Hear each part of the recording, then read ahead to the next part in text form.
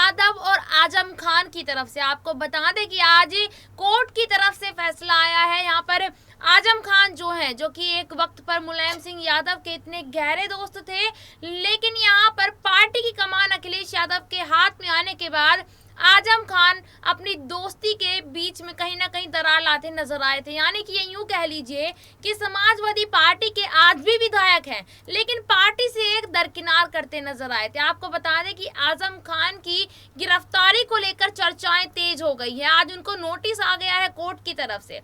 लेकिन यहाँ पर आपको बता दें कि एक सवाल खड़ा हो गया है, क्या अखिलेश यादव आजम खान के साथ नजर आ सकते हैं?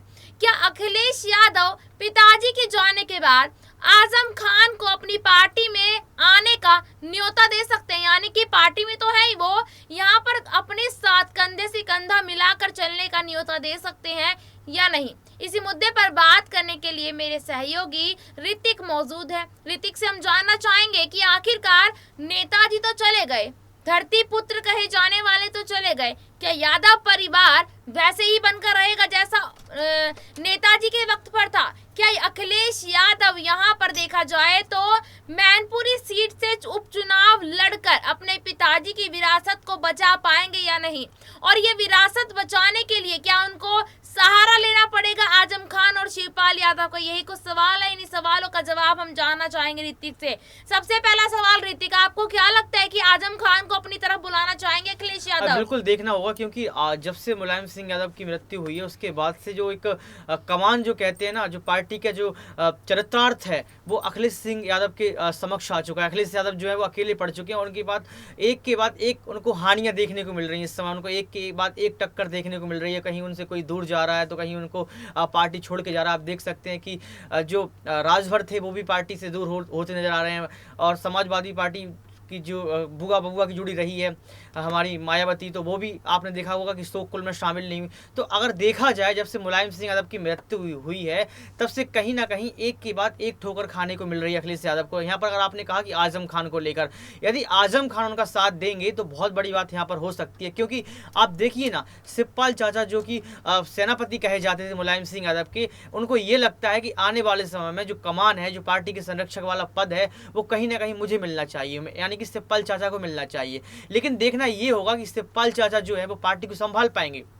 यदि नहीं संभाल पाते हैं तो ये पद का जो है वो आजम खान के पास जा सकता है। लेकिन आजम खान के पास कैसे जाए, क्योंकि अभी उन पर मुकदमा चल रहे हैं। कहीं ना कहीं आपने टकरार भी देखी होगी कि अखिलेश यादव और आजम खान में लड़ाइयाँ भी चलती रहती हैं। तो यहाँ पर ये सवाल उठ रहा है कि जो उपचुनाव होने वाले हैं उसमें मैनपुरी सीट पर किसका कब्जा होगा, मैनपुरी सीट पर किसको टिकट मिलेगा, ये सवाल उठ रहा है। यहाँ पर यह सवाल भी उठ रहा है कि आखिर उपचुनावों में सपा जीत पाएगी कि नहीं जीत पाएगी। आपको ये पता होगा क्योंकि अभी आप देख सकते हैं कि उत्तर प्रदेश में सपा पार्टी की क्या हालत हुई थी।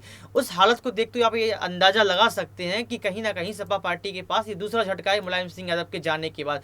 यदि मैनपुरी सीट पर आजम खान आ जाते हैं या फिर अखिलेश यादव स्वयं लड़ते हैं तो इससे ये तय हो जाता है कि अखिलेश यादव अगर मैनपुरी चुनाव लड़ते हैं तो इससे ये तय हो जाएगा कि अखिलेश यादव ही सपा पार्टी के अगले संरक्षक होने वाले हैं। यदि वो टिकट किसी और को दे दिया जाएगा, जैसे आजम खान को दे दिया जाएगा, चाचा शिवपाल को दे दिया, यहाँ पर डिम्पल यादव का भी नाम सामने आ रहा है कि डिम्पल यादव को भी एक यहाँ पर टिकट मिल सकता है। यहाँ पर मतलब जो पति पत्नी की जोड़ी है वो इस पार्टी को आगे ले जाने की बात चल रही है। प्रतीक यादव का भी नाम सामने आ रहा है। लेकिन कहीं ना कहीं आपने आजम खान को लेकर जो सवाल किया है तो यहाँ पर यह सिद्ध हो सकता है कि यदि आजम खान को ये टिकट मिल जाता है या आजम खान का सपोर्ट करते हैं तो संरक्षक का पद जो शिवपाल चाचा सोच रहे हैं कि मुझे मिलेगा वो कहीं ना कहीं आजम खान की तरफ जाते हुए दिखेगा। देखिए बिल्कुल, यहाँ ऋतिक का कहना है कि जो संरक्षक का जो एक पद है वो आजम खान की तरफ जाता हुआ नजर आ सकता है भविष्य में। लेकिन इससे शिवपाल यादव पर कितना फर्क पड़ेगा ये देखना बहुत ही ज्यादा जरूरी होगा। क्योंकि अगर देखा जाए, अगर यहाँ पर परिवार की बात आए और विरासत की बात आए तो असली हकदार तो यहाँ पर शिवपाल सिंह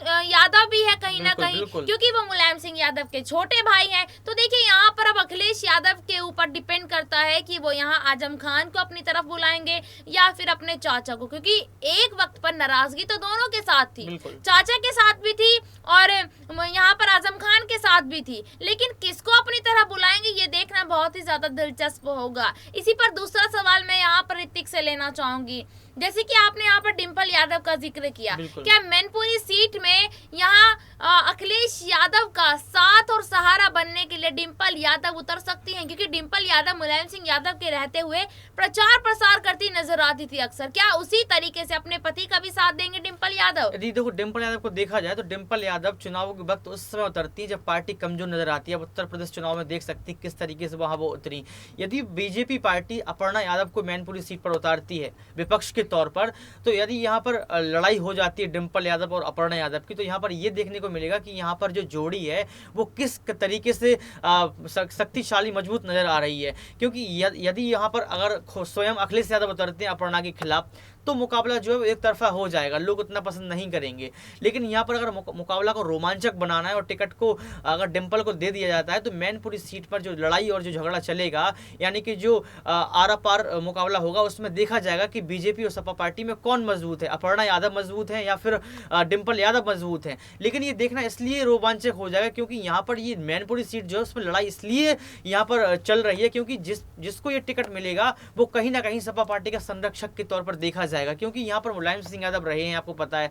तो मेरे हिसाब से अगर डिम्पल यादव को यहाँ पर टिकट मिलता है तो कहीं ना कहीं एक सपा पार्टी को मजबूत विपक्ष के तौर पर खड़ी होती नजर आएगी। देखिए बिल्कुल यहाँ एक मजबूत विपक्ष के तौर पर खड़ी होती नजर आ सकती है समाजवादी पार्टी। लेकिन ऋतिक, एक छोटा सा सवाल लेना चाहूंगी आपसे, क्या अखिलेश यादव अपने पिताजी की विरासत को बचा पाएंगे भविष्य में? क्योंकि मैनपुरी सीट में यहाँ देखा जा रहा था कि अभी तक मुलायम सिंह यादव पूरी तौर तरीके के साथ यहाँ मैनपुरी सीट को अपनाए हुए थे और लोकसभा में भी एक सीट उनके पास थी। लेकिन अब तो ना लोकसभा की सीट है समाजवादी पार्टी की और ना ही मैनपुरी सीट बची है अभी। तो अब क्या जो ये उपचुनाव होने वाले हैं, सबसे पहले तो ये सवाल आपसे रहेगा, मैनपुरी सीट बचाकर पिताजी की विरासत को आगे तक लेकर जाएंगे, उसके बाद यहाँ लोकसभा चुनाव में कितनी तैयारी है अखिलेश यादव की? देखिए अभी मुलायम सिंह यादव की मृत्यु के बाद कहीं ना कहीं भी शोक कुल से परिवार उभर नहीं पाया है।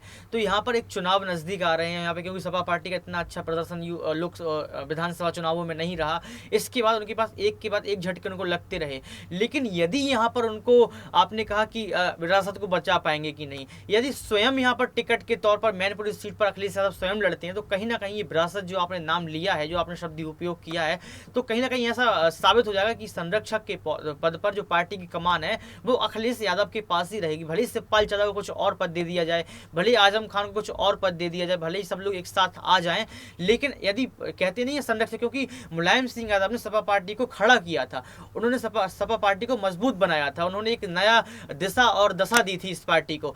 तो यदि इस सीट पर अखिलेश यादव स्वयं उतर जाते हैं तो इससे ये साबित हो जाएगा कि संरक्षक के पद पर जो सपा पार्टी की कमान है वो अखिलेश यादव के हाथ में ही है। फिर चाहे प्रतीक यादव आ जाए, चाहे शिवपाल चाचा आ जाए, या फिर आजम खान या डिम्पल यादव, कोई भी आ जाए। बहुत बहुत धन्यवाद ऋतिक, आपने हमारे सवालों का यहाँ पर जवाब दिया। लेकिन ये देखना वाकई में बहुत ही ज्यादा दिलचस्प होगा कि वाकई में अखिलेश यादव अपने पिताजी की बनाई हुई विरासत और छवि को बचा पाएंगे या नहीं मैनपुरी सीट से। अब यहाँ पर ये देखना वाकई में बहुत जरूरी होगा कि अखिलेश यादव के कंधों पर जो बोझ पड़ा है उस बोझ को वो कैसे संभालेंगे। आज के लिए इतना ही, फिर मिलेंगे आपसे किसी अन्य टॉपिक के साथ। तब तक के लिए देखते रहिएगा SPN9 न्यूज। धन्यवाद।